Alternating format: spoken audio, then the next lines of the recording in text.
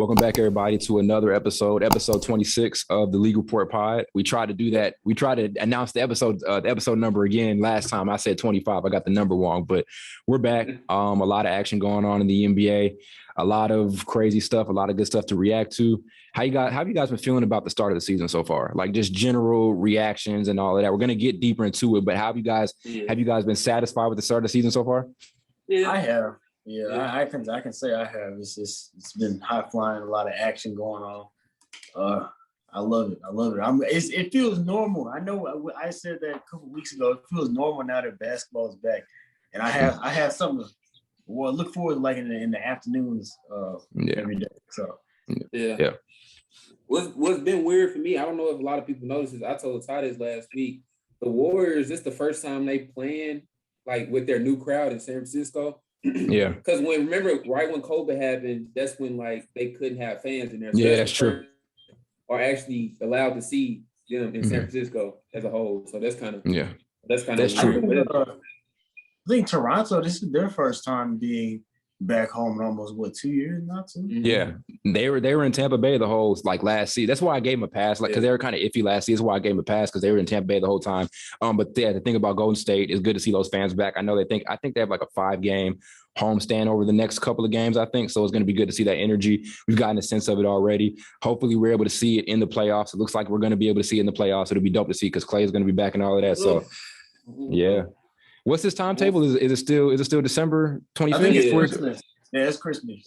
Okay. Why did I say December 25th instead of Christmas? I don't know why I said that. So yeah, I put out a tweet today. I had a couple of things I want to ask you guys. One, this is a quick little. This is real spontaneous. We didn't really talk about it before the episode, but I put a post out on Snapchat today, and I asked the question: if Lou Williams retires right now, is he a Hall of Famer? Because not even right now, but after this season, is he a Hall of Famer? Because he said, I don't know if you guys saw the statement he made. He said this is probably going to be his last year. So if he retires after the season is over with, is he a Hall of Famer? Yes or no? Yes. Yeah.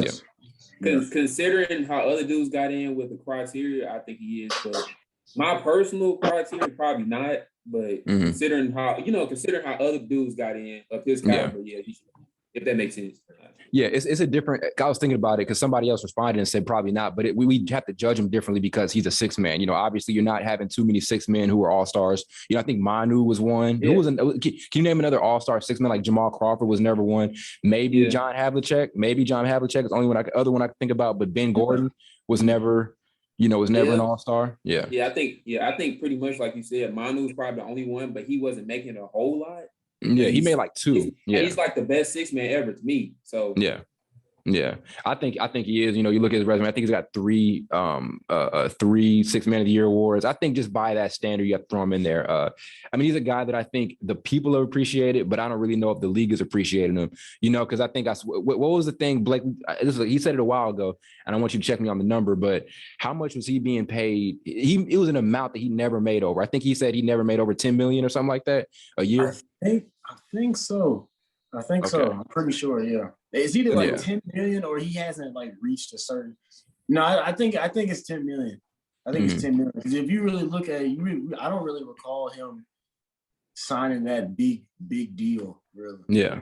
And he's a dude who's just one of the most important, a lot of teams he's been on. He's been a very important player. You even look at last season when he was in Atlanta, he was huge for them in the playoffs. Or you kind of remember that year where the Clippers got the Warriors in that first round and he was going insane that season. That was the year he could have been an all-star for sure. He was probably their best player coming off the bench, and we haven't seen that in a while. So, just want to pick y'all brains about it a little bit. But shout out to Lou Williams. He did make that statement.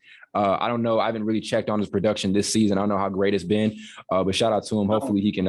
Hopefully he gets the right amount of appreciation once he retires. Like I said, I know the people are going to appreciate him, but I hope the league reciprocates that appreciation as well. So, yeah. Let me really change the way you look at the six man. Because I know before him we really didn't. We didn't glorify it as much as we did now. So yeah. Very true. let me ask you all this. What's the best version of Lou Williams? Is it the 76ers version?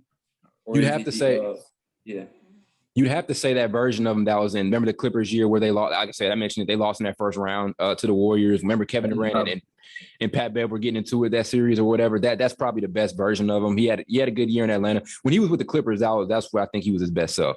There was the Atlanta Where else was he at before that? He was 76ers, what, 76ers. That's where he was. Yep. Yeah. I feel like there's one more team we're missing. I can't think about the top of my head, but the most memorable, and I think his highest scoring output was that year with the Clippers. I think in 2018 when SGA was a rookie. I got to go check that number again, but I think that was probably his best one. I keep forgetting that Clippers drafted Shea. Me too. I keep forgetting that. He had a great rookie year, and Carl talked about it. They went and dealt him away, and then it is what it is now. Like, but like I said, it is what it is. I can't say much about that trade. Like in hindsight, like you said it too, like in hindsight, you can't get mad at him for making that trade at that time, So that's what I'm saying. Like you trading for a dude that just, Paul George that just came off an MVP candidate season, and you ask me, I'm gonna trade the young player 100% for a player like him. Now it hasn't paid dividends yet, but it might. You never know when Kawhi comes back. From his little rap career, he might. Yeah. Culture. What's it called? Culture Jam. Culture Jam. Culture Jam. Did y'all listen to man. No, I didn't. No, you ain't gonna listen to it. You ain't gonna listen to it. You ain't gonna listen to it, Carl. No, all them NBA dudes. I know what they do. They just slap their name on the album. They be like, "Yeah, I produced it." He did. Dame raps. I mean, okay, Kawhi Leonard may be on the. Yeah, Dame is different. I'm saying that's what LeBron did with like some of the other albums. Sometimes they just slap their name on it, bro. I mean, Dame got elementary school bars, man. I can't. I don't agree. I can't get into that, man. We talking about some Miles Bridges. Miles Bridges, man. You are.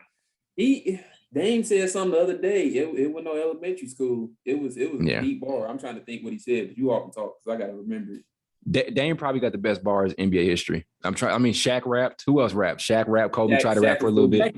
Yeah. That Kobe song with Brian McKnight, that was hard. Yeah, people act like Kobe. Then I was like, Kobe gone. He sounded like Pac a little bit on this song. I may have been the only one who heard it a little bit, but yeah, a little Pac flow to him.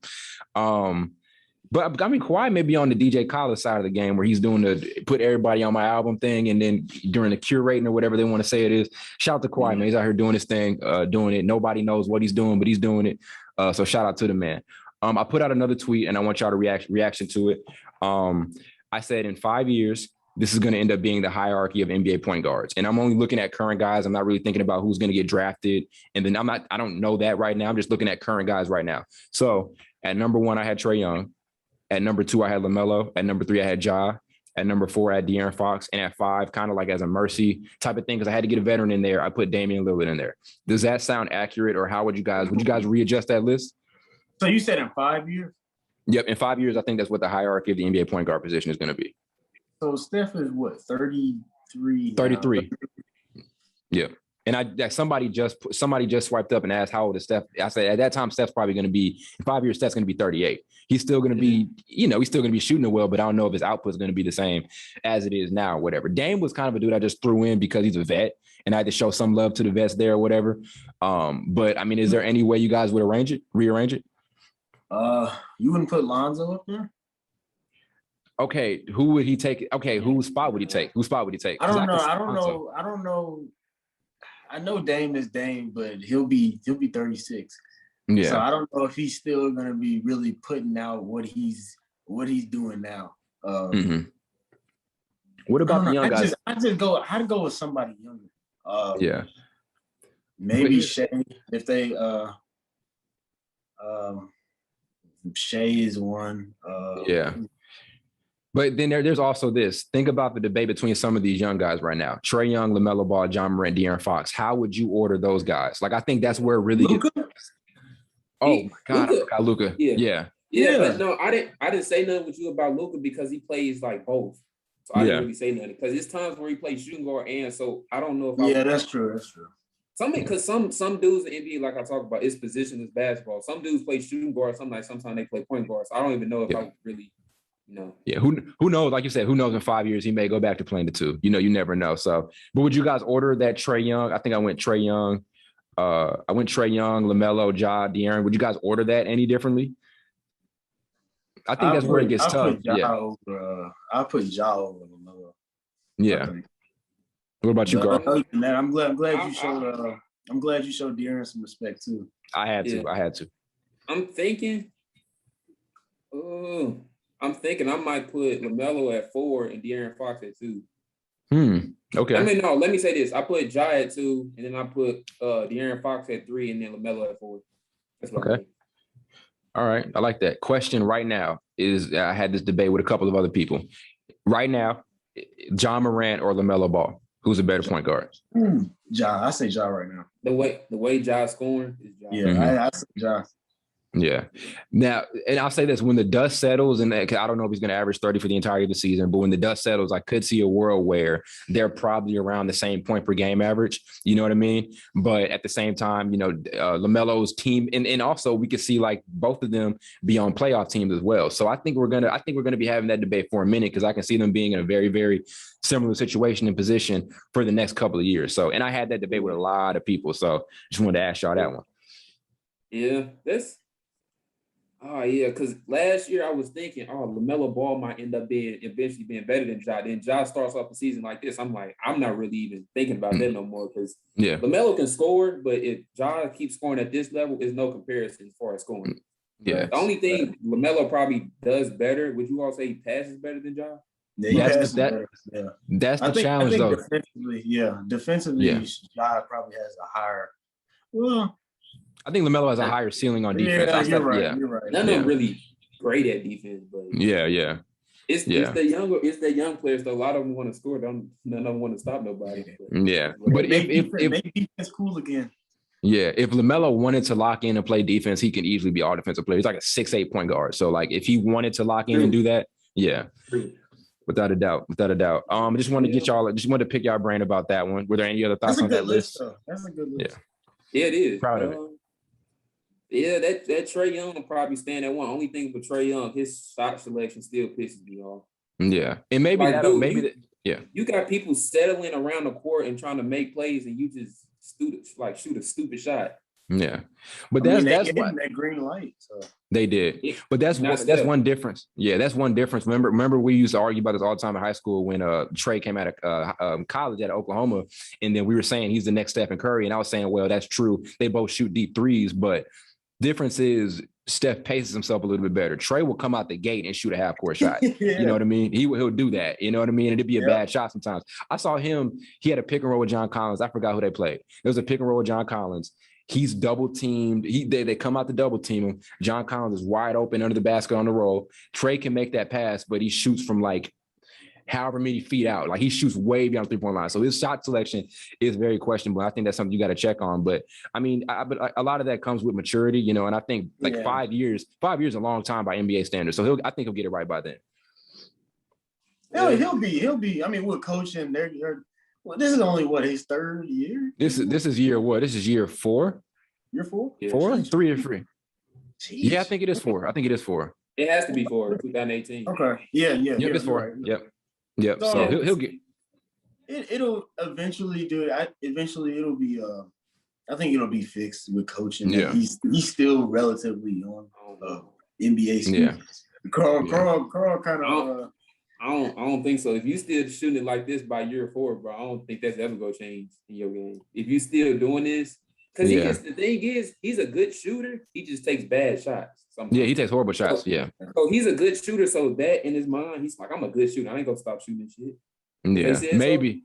So? Yeah. Maybe, I think his thing right now, as I mentioned earlier, just pacing himself a little bit better and then knowing when to take those shots. Like that half-court shot is a closeout shot, but it's almost hard to complain against him because while we see him do this stuff in the regular season where he's taking these badass shots or whatever, we did see him have a hell of a run in the playoffs last year at such a young age and shot selection wasn't even much of an issue on that major stage. This dude almost made a finals run, and who knows what would have happened if he didn't get hurt for X amount of games in the playoffs. So that's kind of why I had him at the top of that list, because I trust his ability to perform in the playoffs, just judging after, like he was one of the best players in the playoffs just last, postseason. So that's kind of why I decided to put him at the top, so I think he'll get it. He's a 20-10 player already right now.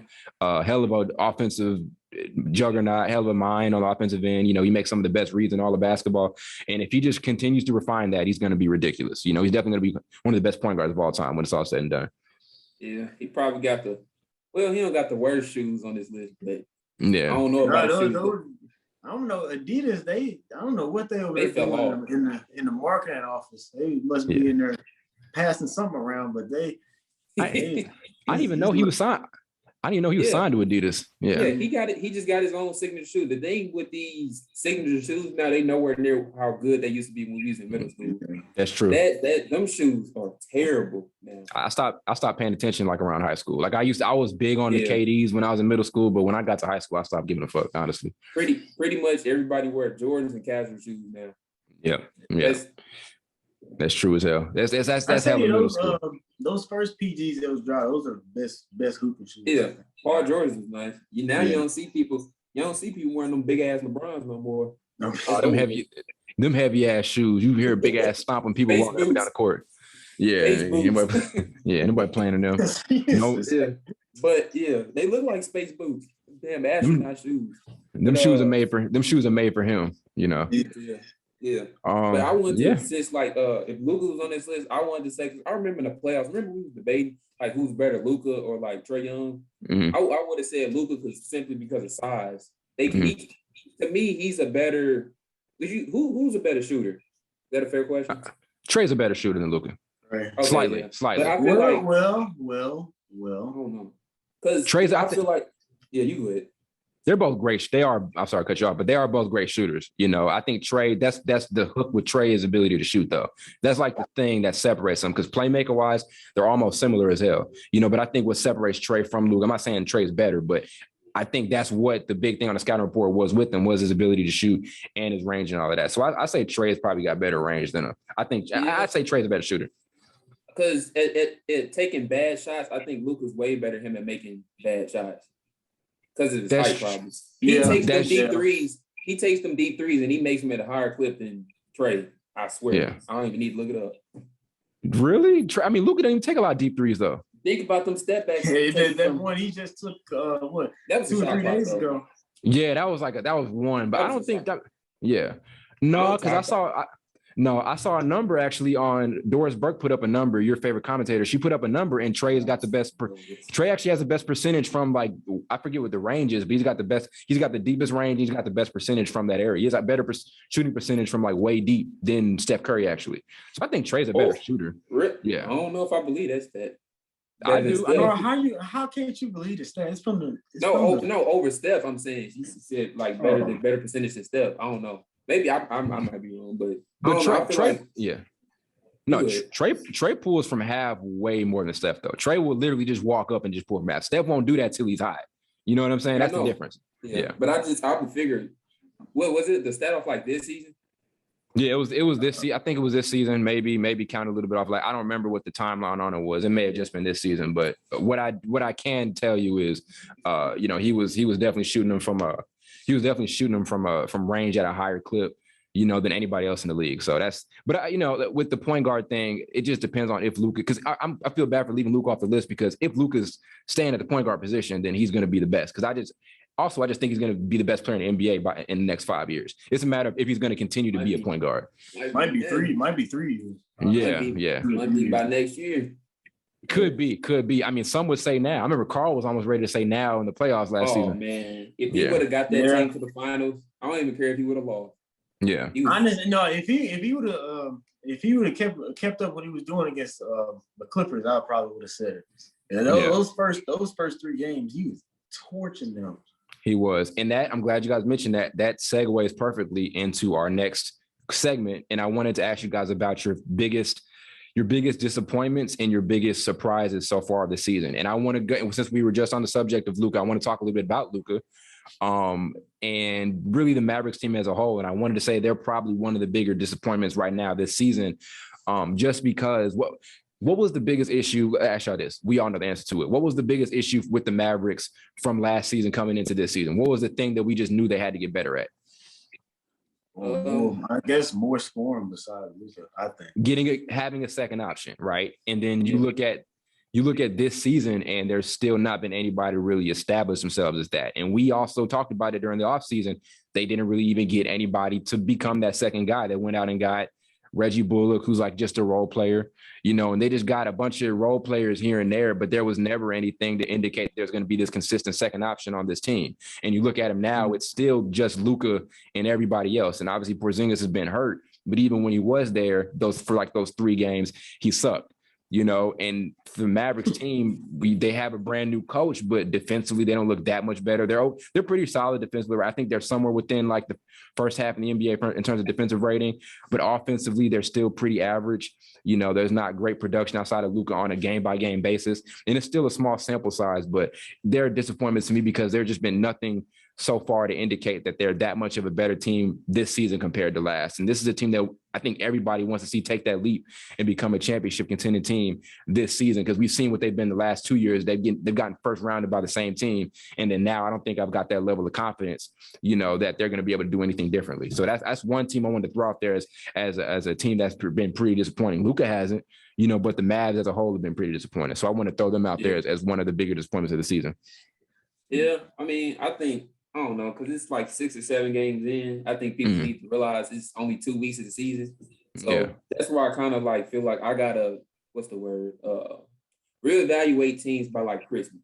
Because I feel like 2 weeks is not like going to show what they're going to do the whole season. Yeah. So we'll wait and see. Yeah. Yeah. But even systematically, like it's you have a brand new head coach, and I just don't know how much. And obviously, it's different. You know, he experimented with stuff with Porzingis, you know, when he was healthy, and then some things were working, some things weren't working, and it's really hard to figure out what's going to work for Kristaps Porzingis if he isn't healthy. I don't know what his timetable is on his return right now, but I do know he hasn't played maybe the last 2 or 3 games, so it's going to be even tougher for Jason Kidd to figure out what's going to work with him to get him in the best positions to be a great second option next to Luka. It's going to be tough as hell if he's not there. You know, that's where this continuous disappointment comes from with this team. Is just like, I just don't know if they, it's almost, I don't want to, like you said, Carl, it's way too early. But then again, we're having this video is basically too early reactions to the season, you know? So I don't know. I just don't, you know, I'm just not very confident in them right now. You know, and this is a team that we're expecting to make this major leap, you know, from last season to this, and they just haven't really shown much at all. So that's one team I wanted to throw out there. Shout out to Luka. He's doing his thing individually, but I don't know about the Mavs as a whole. I'm still not very confident in them, but there's still things to be seen because we still have to see him healthy and all of that. So, yeah, I mean, Porzingis was on the bench the other day with a black eye, so I don't know if he had a black eye? Man, yeah, he had a black eye. What happened? I think he got elbowed. That's what happened. I think Jason Kidd beat him up or something like that. You said Jason Kidd beat him up. Just about to say, Jason, they got back to that locker room. Jason probably punched him. But even, I mean, look at some of these minutes too. Like another guy I'm disappointed they haven't really been playing, and he looked great on the court with Luka, is Moses Brown. You know, Moses Brown is, I think, a total of, I'm counting right now, 13 minutes this entire season. You know, and he's a big man. Total? Yep, total. Oh. Yep. And he's averaging 4 a game right now. And there are like 3 games where he hasn't played at all. So is the reason it's disappointing. I think that's maybe I got to go back and check, but he's playing a total of 4 minutes a game on average. And we looked at him in OKC and we were excited about his ability as a rebounder and a rim protector and a rim runner. And then he ends up getting traded to the Celtics. Remember that in the I think it was the Al Horford deal. And we were excited to see, okay, now Boston's finally got this rim protector and this guy they can run pick and roll with. And then I think they released him, or I don't remember what the thing was they did with him. And he ends up in Dallas. And we saw some preseason games and the pick and roll looked great with him and Luka, and now he's not even playing. You know what I'm saying? So I don't know what that's about. I want to see them use Moses Brown, bro. I really want to see what they were able to, if they're going to find a way to integrate him in the offense, because him and Luka looked amazing when they were on the court together. So if they keep kind of losing some of these games, I bet they play them in. Yeah. And they're okay now. Like, you know, like they're not in a horrible position, but thing with me is I want to see, and as you said, Carl, it's early, but from some teams, I just want to see something different. Like from Boston, for example, which I may reference a little later in the episode. I haven't seen much different. There's some different things, but I haven't seen too much different that's making me more confident in them than last season. So it's kind of the same with Dallas. So yeah, like you said with Boston, we'll talk about them later, but it's just like you switch coaches just to look the same.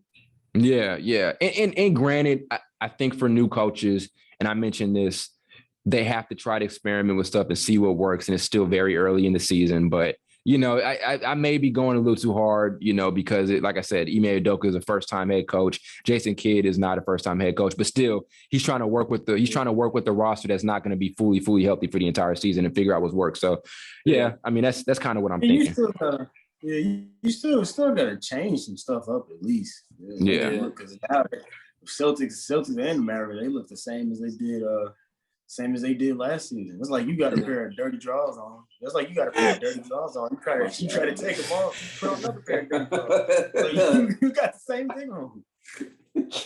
Again, like I said, I've seen that's a hell of a what do they call it? That's a hell of a what's it called? That's a hell of a comparison right there.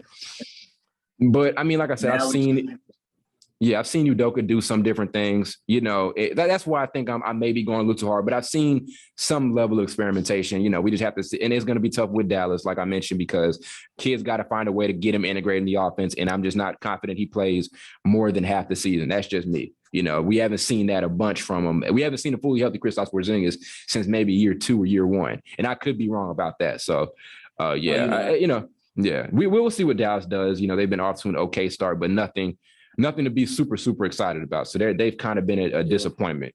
What about you guys? It could be disappointments or surprises from here, but what about you guys? I say my big disappointment is probably being Brooklyn. I know the whole Kyrie situation, that's kind of rough waters, but you still got two of the greatest to ever play the game.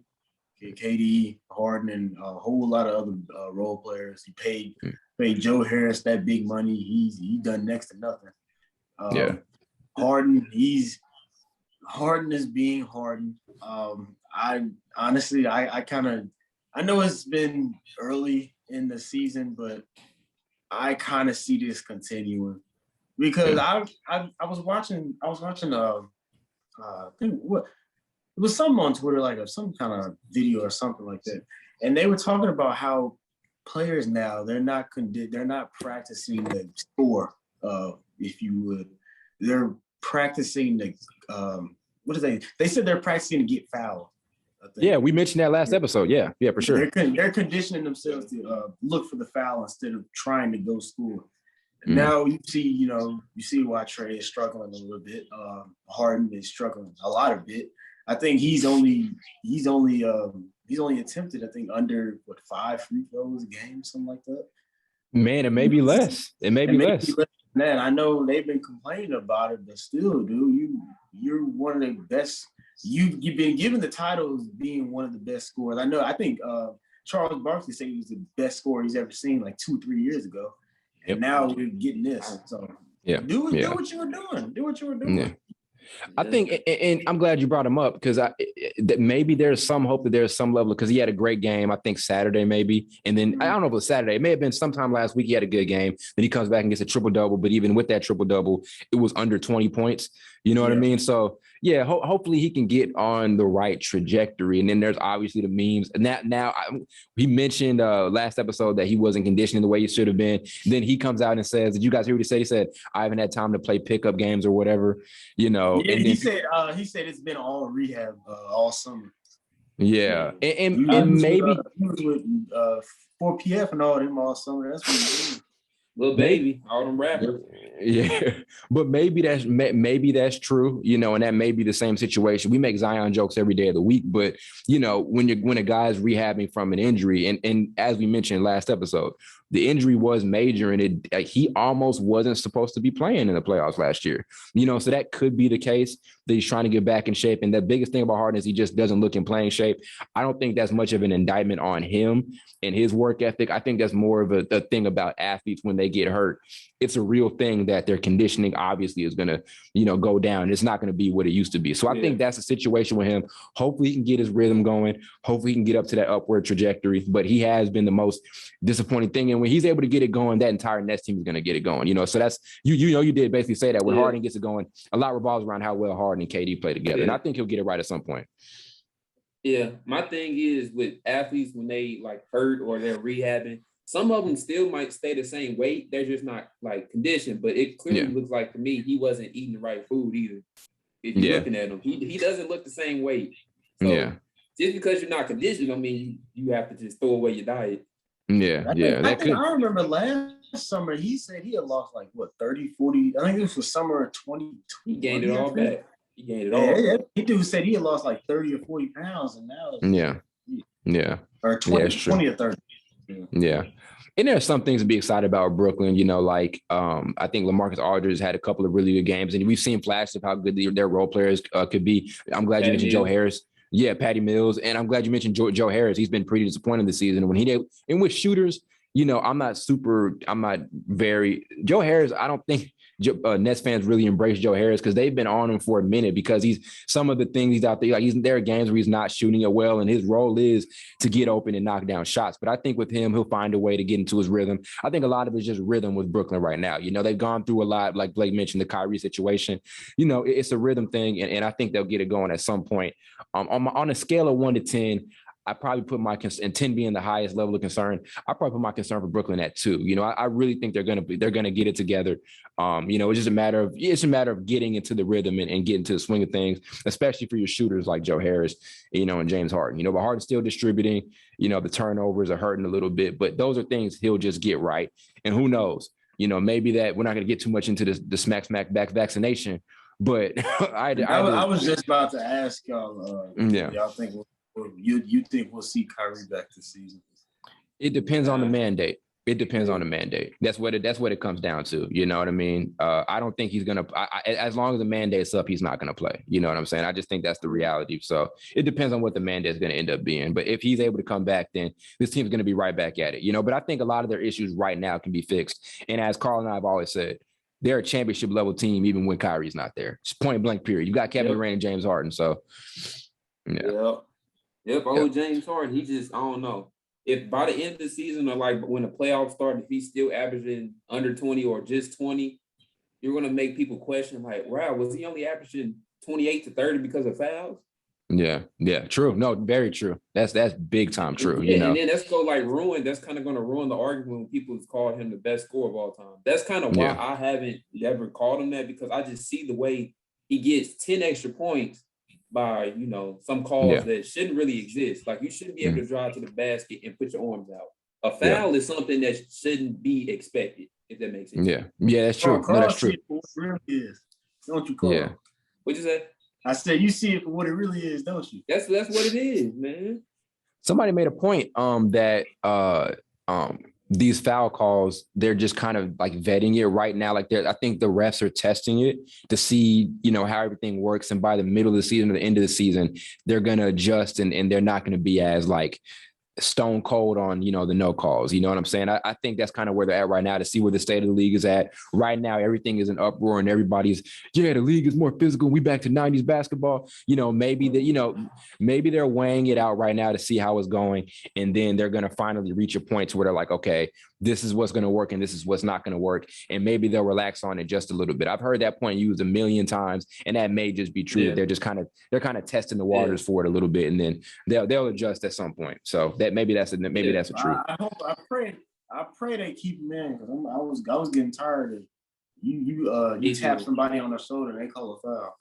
Yeah, that's what I'm saying. You play basketball to score, not expecting to get fouled. Yeah.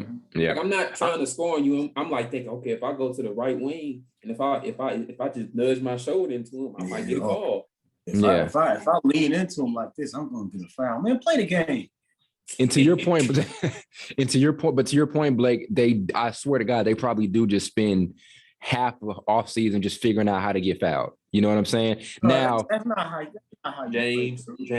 Yeah. Now, question: When did this new foul rule come into place though? Like, when did that become finalized? Because I know they were talking about it for a minute, but when did it become finalized? Did it become finalized like in the middle of the offseason? We may not know the answer, but I know towards the end of the playoffs, I remember them talking about how they were gonna crack down on these starting next season.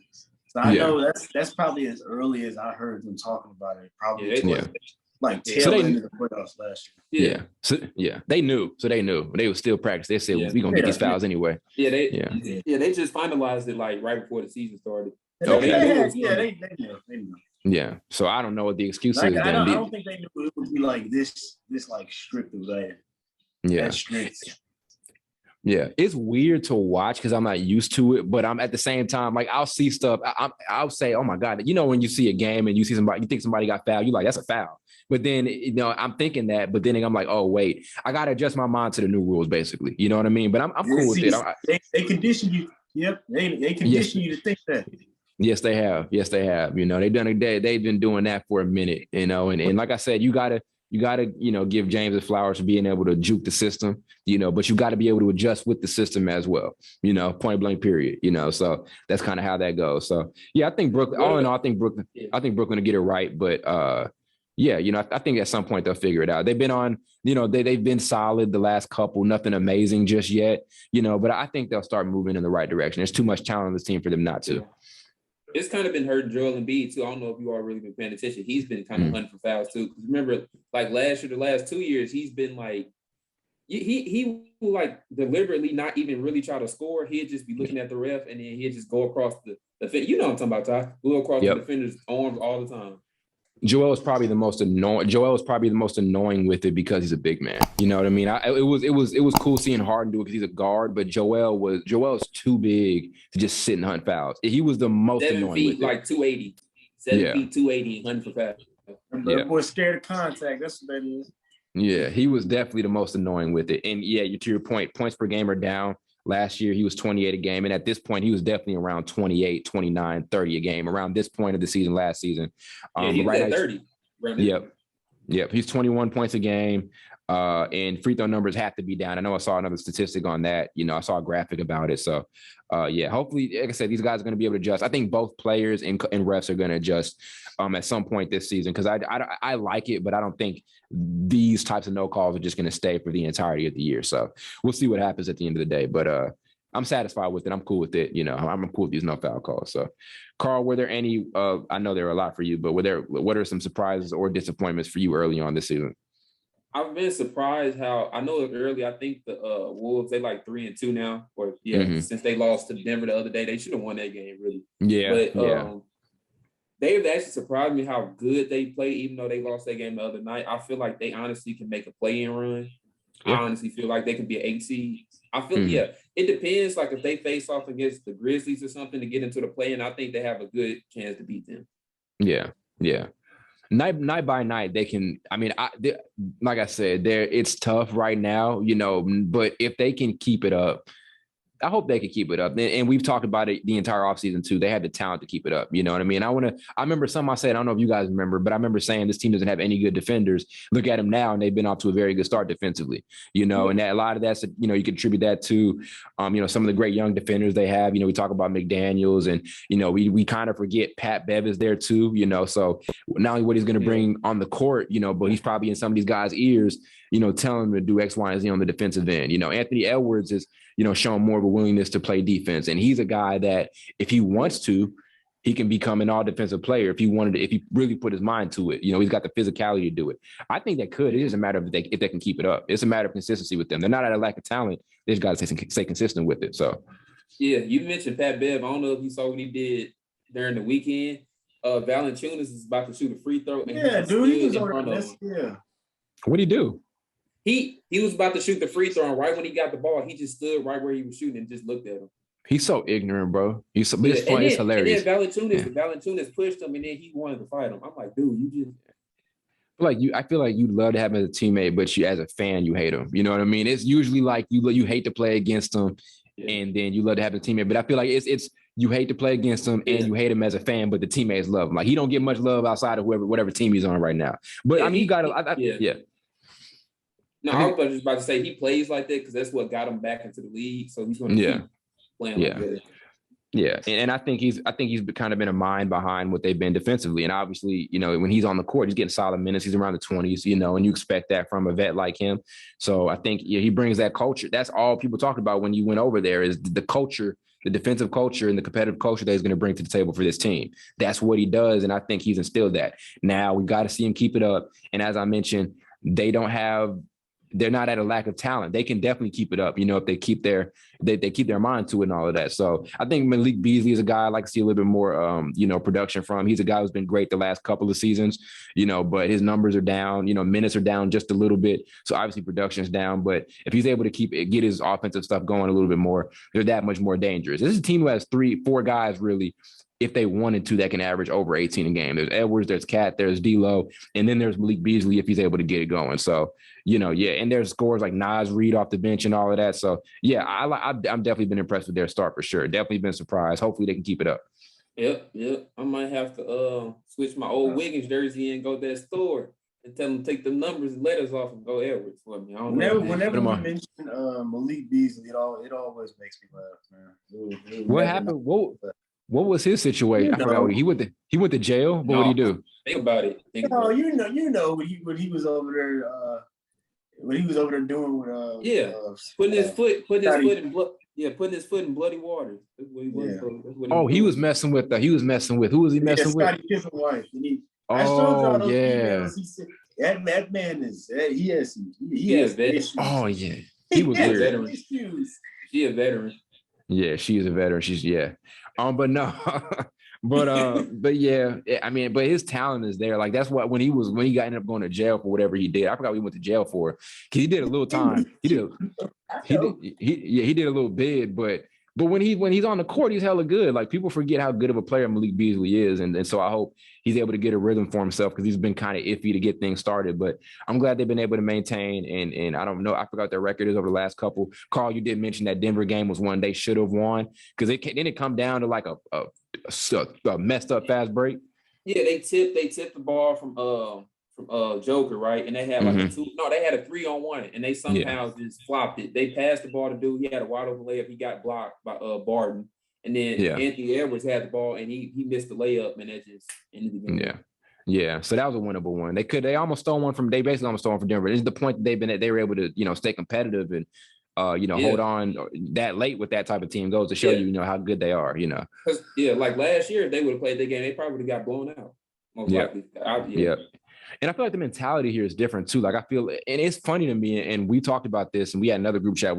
Blake and I were in that other group chat. We talked about it. Remember, people were wondering how serious Anthony Edwards was about basketball. Remember, people were kind of thinking about that. And then you look at him now, and the mentality is and the mentality may have always been there. It may have been one of those media narrative things, but now we're seeing him be very vocal about, okay, we got our ass kicked tonight. We got to come back, come stronger next time. He's very, he seems very committed to improvement and growth. And that's funny to me because, a lot of people were saying, remember he said he doesn't really watch the NBA and all of that. That's what he was saying. Yeah. And then people were saying, oh, he doesn't care about the game. But then you look at him now from year 1 to year 2. In year 2, he's like really dead set on this team actually being good and not just being a young team with a bunch of talent, So I love to see that from him for sure. Yeah. I remember that story of him and Benny Hannes with that what was it? I think it was a pot of gumbo where he brought that gumbo to cook at Benny Hannes.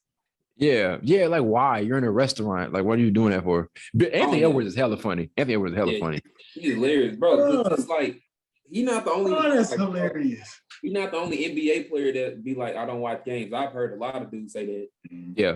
That's true. He was kind of got to pick on because he's the first overall pick, but everything he's proven everything, I think still efficiency is what we want to see from him and hopefully he can improve that. But we all know that's an issue. That's going to be an issue with young guys early on in their career. We all know it's going to be an issue, but he's showing that there are other parts of his game that he's willing to, step up on. Obviously I mentioned earlier, defense has been kind of a focal point with him when you look at him.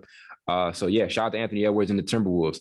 Another team I'm disappointed with, not even a team, but a rookie. And as I said, I don't want to go too deep into it because we pretty much knew he was going to get off to a slow start, but it's Jalen Green, and really Jalen Green and KPJ. Remember KPJ said, I want to average 10 assists a game this season. And then now it's not happened yet. And now it's kind of the same, almost the same version. It's a little worse, actually. He was 16 a game last season. Right now he's 12. The 3-point percentage is good, but the assists are down a little bit. I thought he was really going to come in the season swinging a lot better than what he's been. His talent is still there, but I thought he was going to take that major leap as a starting point guard, and he just hasn't. And obviously Jalen Green's gotten off to a slow start to his rookie season. That's been kind of disappointing to see. He had a really good game against this. I think it was the Celtics who had a great game against. Was that the one he had like 30? Yeah, 30. Yeah, 30. Yeah, so we see the upside. We see the upside there, but just hopefully, consistency has kind of been a disappointment to see. But obviously, being a young scorer, we know is going to be an issue with him, especially with his body type and the position he plays in. So I don't want to super overreact to that. I don't want to say it's too much of a disappointment because we kind of saw it coming. Yeah. KPJ, he might dribble a little bit too much. That might be his problem. He definitely dribbles a lot. He will take 10 seconds to dribble. Yeah. Man, I was another game. On the Harden side of the game. Right. Oh, yeah. He played the Lakers. Played the Lakers the other day, yesterday. Oh, yeah, it was yesterday. Yep. He like literally had the ball on the left wing and dribbled for at least 18 seconds. I'm like, come on, dude. I know exactly Like, what that play you're ball. talking about too. Yeah, I know exactly. Yep. He definitely, I think being a point guard, yeah, he's taking time to grow. You know, he's taking time to learn. He didn't come in as a point guard. You know, remember he came in kind of playing alongside Garland and Sexton, you know, and he was kind of, I didn't really know, like, are you going to play him as a 2 or 3 or what's he going to end up being? You know, it's going to take time with him. You know, he never got to, last season he was kind of just thrown into Houston, obviously, and they embraced him, but he was kind of thrown in there and asked him, hey, do you want to be our point guard? And he's like, yeah, you know what I mean? And then it's still, you know, he's still working on some things, but you know, it's going to come with time, you know, but I did expect him to come in. We see a lot of young guys have these super fast starts, like your boy Chris Duarte, or, you know, like some other guys, you know, come and swing in. I expected him to come in immediately, like, and be 20 and 10, you know, and it kind of seems like right now, the only super consistent offensive force is Christian Wood. He's been amazing this year, you know, not average. I don't know if he's over 20 right now, but he's been the most consistent guy on the offensive end for him. You know, I think KPJ has been, I mentioned Jalen Green first, but I think KPJ has been probably a bigger disappointment, you know, than Jalen Green early on in the season, you know, and like I said, they still got time, you know, but the numbers just haven't checked out. He hasn't really matched the goals that he set out for himself. But as I said, it's still early as hell. They're probably like 7 or 8 games in. So we'll see what else he's got to, you know, he's going to bring to the table. But I do understand the over dribbling thing is something I definitely noticed from that very play last night. I almost texted y'all like, this dude dribble hellas. You know what I mean? But hopefully he can figure it out. He's still young. He's still got time. He's in what, year 4 now? Year 3? Yeah, I think it's 3. I think year 3. Yeah. Yeah, he's got time. Yeah, yep. He's got time. He's got time. I think y'all realize I think Blake the one that said he think they're going to make the play, and I don't think they're making the play. Bro. Yeah, I know. I was that's not too optimistic. Yeah. I mean, if you look at a lot of his stuff is on paper, you know what I mean? And I think when you look at him on paper, the talent is just ridiculous. And it's kind of like, oh, they got all these great young guys, you know, who showed this great stuff in the preseason or in the summer league. You know, they've got a chance at doing it. I said the same thing about Detroit, you know, and Lord knows how good they're going to be when Cade is back, you know, and it's tough to judge those young guys because, as Carl mentioned once before, we haven't seen them play. So it's hard to really predict what their upside is going to be. Like Orlando is fucking full of young talent. You know what I mean? They have a bunch of great young players on that roster, but yeah, they're just not a good team. And they have I'm going to talk about them in a second. Yeah. I know they problem. They play too damn much. Yeah. You can have all that talent. In practice playing with a damn yoga ball should be shooting shots. Yeah, but they're hooping though. Those guys, even though they're not winning, they're hooping. You know what I mean? And that circle's right around. I hate to cut y'all off, but that circle's right around to not a surprise. But you know, I'm pretty satisfied to see what Cole Anthony's been doing to get the season started. You know, I think the question for Orlando is who's going to kind of be that next guy at the point guard position. You know, I think that was always kind of a thing we worried about. Not worried about, but I think anybody lost sleep thinking about it outside of Magic fans because nobody cares about Orlando. But is there any Magic fans? We may have some Magic fans out there. Is there any Magic fans, bro? I've never seen any. I'm gonna be honest. We got to keep that same energy when they end up turning to Golden State in 5 years or whatever. No, I don't. But Cole Anthony's been great. Magic are going to be bad for. No, I ain't gonna say that shit. Yeah, but they're fun to watch. I really like watching I watched the House of Highlights recaps on him, and I actually like watching him play. But he's been great. You know, this has been Carl's guy since North Carolina. You know, last season he kind of hit his stride maybe in the middle of last season after Markelle Fultz got hurt. There was still some inconsistency. There was still some up and down. But this year, he's embraced that starting point guard role. You know, he's 17 a game, 44% shooting, and the 42% from 3 is great. This guy takes upwards of like 5 3-pointers every single night. And he's shooting it that well from range, you know, and he's getting, you know, off the dribble, off the pick and roll situations. He's knocking shots down, you know, and that's great to see, you know, and like I said, they have so much young talent, you know, Mo Bamba, who you guys made fun of a couple episodes ago, has been pretty solid, you know. Mo Bamba. Yeah, he's up from last season, you know, as far as production goes. And then you've got a guy from Michigan. I don't know how high you guys were on him, but there's Franz Wagner. Yeah. Wagner. He was playing with his brother, actually. He's playing with his brother, Mo Wagner, who played in Michigan a couple years ago. His brother disappointed me. Disappointed me. I thought he was going to come to the Lakers, be the next Larry Bird. He sure was with the Lakers, wasn't he? Not Larry Bird, but you know what I'm saying. Like, I thought he was good. Jonas Jerebko. I think that was like his upside. But Franz Wagner's been great. He's shooting it at a very efficient rate. He looks comfortable, and critics question his shooting off the catch, and he shot it very well. He's in the 40s from three. I don't know what he's going to do over the next couple, but, from what we've seen, he's been a great rotation piece. I think he's been starting actually. Great passer, great finisher at the rim.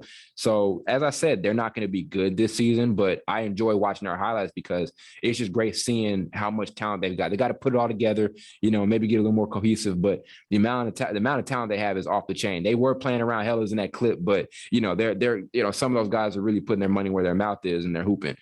Cole Anthony's been hooping. He may have that starting point guard role established even if Markelle Fultz comes back, and that's no insult to Markelle Fultz. We love him as a player, but it looks like Cole Anthony may have that locked down just with his production, and his efficiency. So shout out to him. But when is Markelle Fultz coming back? I have no idea. I forgot what the injury was, but I have no idea when he was actually going to be back. When your team sucks, when your team sucks, they don't even put it out there as far as when they coming back. I'm being honest. No time. When your team bad, they don't even tell the timetable. Notice when the real good teams that they know, they put out the timetable when they get hurt right away. Yeah, he's just not playing anymore. Yeah. When he coming back? When he coming back? I don't know. They like 2-14, but. When's he coming back? Don't worry about it. That's we tell him not to worry about it. They asked the coach to look at the reporter like, I don't know. We're gonna figure it out. But but shout out to Markelle Fultz. He was hot. Remember Orlando got off to that hot start last season. And granted, too, the Magic were that just 2 years ago they were a playoff team. They got swept, but they were a playoff team just a couple of years ago. So I can't crap on them too much. They're not a horrible franchise at all. You just look at how they drafted, so it's a matter of putting things together. There are still some young guys we still haven't really seen in a minute. We haven't seen John Isaac in a second. We haven't seen, obviously, Markelle Fultz. Chuma Okeke hasn't. He tore his ACL too, I think. Yeah, Chuma Okeke hasn't even been in the lineup, and he was great last season or solid last season. So, we'll see with Orlando. But I've been very surprised. Not surprised, but I've been very happy to see Cole Anthony make that stride that we want to see him make. And hopefully, he can keep it going. As all things, he can keep it going. So you go keep it going. Where he's from. Yep. He ain't from Blake's school, Texas, or whatever his school is. I'll be forgetting. He ain't from no Kentucky where they treat players bad on the bench. Yeah. North Carolina, that's 4-year institution. We get degrees. We don't just one and done. We get degrees. He was one and done. Wait. No, he was one and done, Carl. He was. Okay, he did. He did. Where you going with this? Yeah, I don't know. But we could I wanted to transition to the Wizards because I'm been so surprised. I think me and Blake, I never said it. I said they'll make a play in. Y'all gave them their props. Y'all were actually more optimistic about them than me. Because I remember the specific episode where you guys said, I think they'll be pretty solid, and I was kind of like, he did. I did. Blake laughed, but I think when the dust settled, he was like, yeah, you guys are going to be pretty solid. I think you guys were a little more optimistic than me. I gotta make sure you get these jokes. You got Kuzma averaging 16, Bill averaging like 24. He raised that, and you got Montrez and Spencer Dinwiddie averaging north of 20, below 20. So. Yeah. Trez has been amazing for real. You know what I mean? And it's great to see him do it because, last season with the Lakers was a crap show, and now he's in this situation where he's able to thrive. They embrace him. He's going to be a fan favorite. And if they can keep, this up and stay within like that 5, because we all know they're not going to be at the top of the East the entirety of the season. So if they can stay within that 5 or 6 seed range, somewhere within there. And if they become a playoff team, he's going to be he's already a major fan favorite. His production and his energy and his finishing around the paint, he's running the floor. Like I've seen so many plays where they're just throwing the ball down to him, off of a rebound or whatever, and he's just finishing, So I love it. I love what they're doing. You said what? Oh, so he called the old boy Schroeder trash too. Oh, he did. That shows that. Yeah, that showed that bad blood because I don't think I don't think he was messing with the entire Lakers team. I was always confused as to why he went there in the first place. Yeah. I don't know. He's sometimes confused because I expect a lot out of Montrez sometimes, but then he kind of disappointed. It's because he's kind of undersized in his position, so sometimes the dudes that are bigger than him might out rebound him or he can't just back him down and score against him. But you get him in the right situation, he average probably he's like 6'8", I think 6'8". Yeah, maybe. Yeah, but he plays big man. That's undersized. Yeah, and that's also why he struggles defensively too. And I haven't watched too many other games have been on national TV, so I got to see what he's going to do on the defensive side of the game. But if he's able to provide some defense and some shot blocking, if he's able to defend well off of switches, then I think that'll be another plus for this Wizards team. He's been pretty solid actually for defense. I was actually watching. That's why I'm saying I'm kind of surprised how he's been playing, but I think you can keep it up because the thing is why you're better than last year's team so far is because Russell. It was basically the score. It was just Russell and Beal. So say if Beal had a great game, but Russ didn't, you kind of screwed. Yeah, there was nothing outside of it. I was definitely wondering. Yeah. And Carl, think about this too. Rui Hachimura hasn't even been there the entire season for us so far. So imagine what he does when he comes back into the lineup. Yeah, dangerous. Yeah, we're dangerous. I want to see. There was the double overtime game. We were eating out, but there was a double overtime game against Boston. And that was great to see. The Beal and Tatum went at it, head to head in that like third quarter. They were going at it, and we got a big win against them. And we've cranked out some big wins so far this season. I'm very happy with what we've been able to do. Yeah, I mean, y'all. Like I said, I give y'all props. Y'all were pretty confident about this team, and you guys did think they were going to be solid. I'm glad to see how fast they kind of meshed. You know what I mean? Like they all seem to embrace this idea that they're going to go out there and be competitive and all of that. There's a culture there. There's always been a nice team culture, for a minute with this Wizards team. It was there last season when Russ got there and all that. They embrace their guys when they come in, no matter how new they are to the roster. So you love to see that, Now y'all gave us the brick man. So we got to figure out brick man. Yeah. Well, he's been getting it. I like Russ, but it's some shots I'll be like, damn. That one y'all sent me. Did y'all hear the commentator? What you think you sent me the shot? Commentator said, "Oh my God." He tried to do that bank shot, and I was watching the game live. I'm like, what the hell? He was like, Russ with the shot. Oh my God. That's what he said too. It was pretty bad. Russ, I think Russ' shot problem is the fact that he doesn't shoot the ball. He aims the ball. He just needs to shoot it. That's the problem. Do you notice when and he just can't shoot? Do you notice like when he shoots it now, like off the catch, he like makes it an effort, like he holds the hell out of it. He'll hold his follow through till the shot goes in. Yeah. He's not actually shooting the ball. When he shoots it, he's just pushing it real hard towards the rim. Like he throwing it. He's throwing the damn ball. That's what he's doing. Yeah, he's getting more confident and he's putting them up. Like that's something I've been surprised with. He has been putting up a bunch of threes this season, and he is willing to shoot them off the catch. And granted, he's knocked some down. He had like 3 last night, maybe. He has, but it's some shots I'm telling you where I watched and they just hit the back of the damn backboard. I'm like, damn.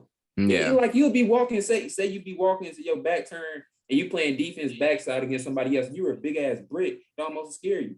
That's what he been doing. Yeah. And then turnovers also, you have to get better at that. We talk about that millions of times. I remember the announcer said, he had 4 turnovers. I mean, that's relatively better than what he's doing. I'm like, 4 turnovers. Yeah.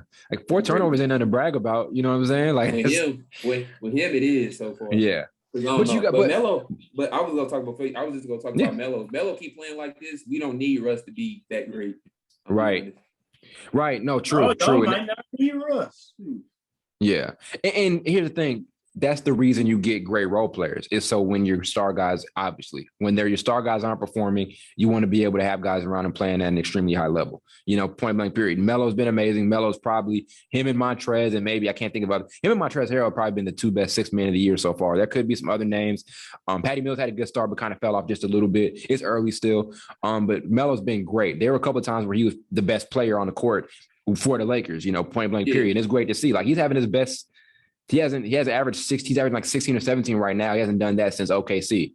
You know what I mean? And the efficiency is amazing. He's 50% from the floor and like 50% from 3. He defended very well last night too. You know what I mean? So you guys are good. Yeah. You guys are finding your stride. Yeah. I saw a stat. He hasn't shot this good from 3 since the Knicks. With the Knicks. Like 16 or whatever. Yeah. 16, 17. Yeah. You was talking about, because we can transition to this before we end the show. You was talking about the Celtics. I was thinking, I told you the other day, it might be time to spread and get away from Jaylen Brown and Jason Tatum. Because it's just, when I look at them, it's like one is on, the other one isn't, or the other one is, and the other one ain't. Yeah. Isn't. So It's true.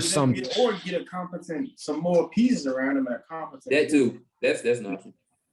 And I'll say this, they have good pieces around them. I will say that. And like I said, I will give them the benefit of the doubt right now. And as Carl, you say, I'm going to wait till Christmas because they are working with a new coach who's never had coached in the NBA before. He's young. He's Nia Long's husband or whatever. And I don't know why I threw that detail in there. Say her name again. He's Nia Long's boyfriend or whatever. so I don't know why I threw that detail in there, but I'll give them some time to work things. That's a career highlight in itself. Right. But I'll give them time to work it out. You know what I mean? Because they are trying to work this thing. A lot of talent on the team with Dennis Schroeder and Horford and all of them. I'll give them more time to work it out. We talked about it in the beginning episode, but it's a matter of trying to figure what works the best. It is tough. It is very tough to make two wing. Have we ever seen teams in the modern NBA make two wings like that work together and we just haven't seen it yet. It's too much. They're too much of the same player. They're wings that are athletic and can shoot and score. That's pretty much both their games. So that's why to me, if halfway through the season, the deadline come up again, if they ain't want to leave, Celtics might throw in a nice little package. I don't know. Who knows? No. Yeah, if it's just not working, and it's not like they can't work together. It's a matter of finding what the best thing for both of those guys are. You know what I mean? But I think they'll figure something out. I have faith in Udoka. This team loves him. They like Brad Stevens too. It's never been a coaching issue in Boston. But we'll see with them. We'll see. I think they can get something working. I think they both had very good games. Tatum obviously got off to a slow start to the season. Then he started amping up just a little bit. Brown kind of had a rough couple of games, and Brown isn't really at 100% because he's still, I think, feeling some of the after effects of COVID, which we have to factor in. So, Dennis Schroeder has to kind of hit his stride a little bit too. And there's that entire dynamic, but they'll figure it out. I'm a little more confident in Boston than I said I was earlier. They just shoot too many threes, bro. I've never understood why they shoot. But then again, they don't really have a great inside presence to consistently go to. I know Al Horford's there, but I don't know if they really want to give him the ball all that much. But they just shoot too many low percentage shots that make sense. Because if you keep missing, like they shot 2 for 25, am I right, the other night? Yeah. 0 for 19 in the fourth. Yeah. Like common sense tell you if I'm not making threes, try twos. But I will say this, one thing they have gotten better at, I think right now they're top 10 in assists, and we knew playmaking was a major issue for them last season. So, there's been some hope, when you have Al Horford there and Dennis Schroeder there. They even moved Dennis Schroeder. Now, Smart may be out. Has Smart been out the last couple of games? Yeah, I think so. Because I want to say Schroeder just kind of took it. They decided to just go start Schroeder instead of Marcus Smart. But that was a thing. It was kind of like Marcus Smart is our starting point guard, but Marcus Smart hasn't played point guard since his days in Oklahoma. No, he's not hurt. So it looks like they have just decided to make Schroeder the starting point guard, and I think that works. They've assisted well this season, and they didn't assist very well last season. If they can keep that going, and as you mentioned, everything has to mesh together with them because they did have a lot of BS happen that was non-basketball related. I mentioned COVID with Jaylen Brown, and this is basketball related, but I mentioned Jason Tatum got off to that slow start. When they're able to mesh a little bit, I still feel pretty confident in this group. I think they can hit a very, very good hot streak, and when they do that, they're going to be a damn good team. So. Yeah, I think the problem in sports as a whole is like if you don't win a championship or whatever, you're qualified as not being, I guess, great or good. Yeah.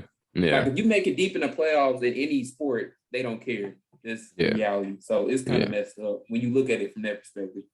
Yeah. And I will say this though, it is almost Eastern Conference Finals. We're almost right there to the finals or bust for Boston. That's kind of where we're at with this team. You know what I mean? There's been too much talent for them to just not be at that level, So sometimes I get that, but at other times it's kind of like you guys had too much talent to not be at that level. So yeah. Yeah. Can you, because the way the Bulls playing right now, they're playing real, real good. I don't know if they can beat the Bulls. Yeah. I'm not confident they can beat the Knicks, but I'm not confident. I don't know how that series will go. That's the 7 games. So yeah, I think they can be. I really do think if all things go right with this team, there's just too much talent for me to think that they won't be able to compete with anybody in Eastern Conference, especially if things don't work out for Brooklyn, like let's say Kyrie doesn't come back. Boston has more than enough talent to make a finals run. Yeah. Oh, yeah. Especially the way James Harden playing, because they can kind of counter it. My thing is if they would have just got Lonzo, they would have made them a little better. I don't understand why they didn't get him. He was just right there for them to take. And with the contract they played Dennis Schroeder, they could have got Lonzo and Dennis Schroeder. You know what I mean? So we could have made that work. So, I mean, yeah. But like I said, still, there's been some improvement on something that we wanted to see them improve at, and that was assisting and playmaking. And that's something to look at and be happy about. And this is still a team that has to have the right things happen, that hasn't had a bunch of the right things happen right now. You know, like I said, Tatum and Brown and all of that. Tatum's been off rhythm. Then he finally gets in rhythm, and Brown saying he's not, you know, feeling 100% just yet. And the 2 for 26 from three just isn't going to happen again. So they'll get it right. Yeah. Hey, he scored 40 against the Knicks. Couldn't tell he wasn't doing all right. Right. That's true. That's true.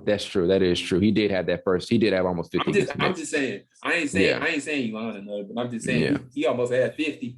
Yeah, that is true. I mean, we're not going to go into them, but other just random, you know, surprises or disappointments from you guys. Blake, did you have any other random ones you just want to throw out there? I mean, Bulls, but we kind of expected them to be pretty good. Mm-hmm. Yeah. That's what it is. We didn't talk about them. Yeah, we knew they was going to be good. Yeah, I say Scotty Barnes. I'm surprised how good Scotty Barnes has been at the start. I didn't think he was going to be this good offensively early on. I think he was going to be this good offensively early on this season. So I got to throw his name out there too. Yeah, you've been pretty good. It's another rookie. I'm not forgetting. Because we done mentioned all the same ones. Is there any other rookie you all say that just impressed you so far? I mentioned him earlier, but Franz Wagner, you know, obviously we talked about Chris Duarte a million times, but he's been off to a great start. Yeah, I'm not even gonna talk about him no more. I didn't mention him too many times. Yeah, the Lakers are making use of Austin Reeves too. Like, he's not putting up a bunch of points, but he's been good when he's on the court. So you got to throw his name in there too. Goat man, that's him. Yes, sir. Goat man. Yes, sir. Yeah. Is that when Cade played the other day, even though he didn't have a great shooting night or whatever, his defense he's going to be like a all NBA defender soon. Yep. Very true. They have like two guys that I think will have a future of being all defensive players. There's him and there's Sadiq Bey. You know, like I think both of those guys are going to be unbelievable defensively. Obviously, there's also Jeremy Grant too, who's also a good defender. But as far as their younger guys, Cade's defense was amazing. And I'm not worried about his debut. I kind of just saw it and I was like, okay, you know what I mean? Like, he'll pick it up. And he's not even playing. He didn't even play their last game against, I think, the Nets, you know. So he still, he still kind of get back in the swing of things. Yeah. Nobody just comes into a game they haven't really played yet and just, shoots efficiently. The only person in history to do that is somebody like probably Kevin Durant. That's the only person I know that could just not play any basketball for a while and just come in and get 30. Harden. There's Harden in there. There's a couple guys. I know Harden. Yeah. I know. I'm just I was thinking about too, like Cade. Like right now, speaking, Franz Wagner's got 14 points at halftime. He's the baller. But with Cade, he also didn't have a preseason. So you got to factor that in. You got to factor that in. So they'll get it. I think he'll get it right. I'm still excited about Cade Cunningham, and I'm still excited about Detroit. I think they can make something good out of this season when it's all said and done. Yeah, they can make it, but I want to ask you all this because it's still early in the season, and I don't know if Ja is going to hold that 30-point game, kind of threshold. So if it's not Ja by the end of the season, who do you really like? If you had to put money on, even though we can't bet, if you had to put money on it, who will win the MVP at the end of the season? If you just had to put money on it, I know based off of what I'm seeing, my pick is probably Steph. Yeah. Based off of what I'm seeing, it'd be Steph. Yeah. I'm believing in Ja every night. He keep. I'm like, no way he put up 30. He put up 30 or 28 or something. So I think I might stick with Ja. Yeah. If he keeps it up, the hell, without a doubt. And third year guys he's in year 3 he's in year 3. So hell yeah, he can definitely come in and make it happen. Dudes that win the MVP in their third or fourth year means they're going to be like what's the word? Not transcendent type players. Yeah, for sure. He's that, and we've always known Ja. We've always known Ja as this hell of a player. We've always known that. You know what I'm saying? He's led his team to being competitive. Like, there was never a bad year with Memphis since Ja got drafted. They've been competitive every single year. And in short time in the NBA, they've been a competitive team. So we all know that to be true. So I'm surprised, but I can't say I'm way too surprised in the point that he's coming out on a major hot start. So. Shout out to Ja. Shout out to everybody. Quick shout out also to Desmond Bane. He's been hooping too. So that's what we got. for this episode. We had a good long. This may have been our longest episode since our first episode. I think actually, we got like an hour and 15 now. Yep, for sure. Don't forget to subscribe to us on YouTube. We're close to 200 actually. We're at one. Last time I checked, we're at 183. So get us to 200. We're close to 1,000 total downloads, which we're going to end up getting after this episode. And follow us on our socials, and we will see you all next episode. Yep, keep doing it.